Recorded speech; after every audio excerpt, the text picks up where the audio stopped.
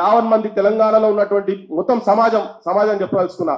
కాంగ్రెస్ మేనిఫెస్టోలో 42% బీసీలు అన్నారు, ఎస్సీలకు 18% అని చెప్పారు, ఎస్టీలకు 12% అని చెప్పారు. అంటే మొత్తం 72% అవుతున్నది.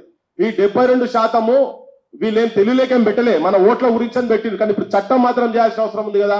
ఇప్పుడు వీళ్ళు నిజంగానే ఇక్కడ చట్టం చేసి ఢిల్లీకి పంపితే ఢిల్లీ వాళ్ళు రాష్ట్రపతితో పంపిస్తారా అనేది అప్పుడు వాళ్ళకు ఇప్పుడు బీజేపీ చెప్తా ఉన్నా మీరు పీసీలకు వ్యతిరేకంగా మాట్లాడుతుంది కదా, అసలు వ్యతిరేకమా కాదా అని అసలు సంగతి అప్పుడు బయటపడుతుంది. మీరు వెంటనే ఆ పని చేయాలి.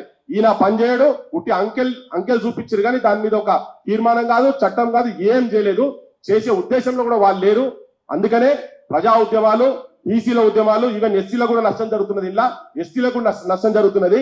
అందరు తయారు కావాల్సిన అవసరం ఉన్నది. గ్రామ పంచాయతీ ఎలక్షన్స్ లో వాళ్ళు ఇప్పుడు పెట్టదలుచుకున్నారు, వాటిని పెట్టకుండానే ప్రయత్నం చేయాలి. ఒకవేళ పెట్టినా కానీ స్వతహా బీసీల గురించో ఎస్సీల గురించో ఎస్టీల గురించో ముఖ్యంగా బీసీల గురించి పనిచేసేటువంటి ఇండిపెండెంట్స్ అయినా కానీ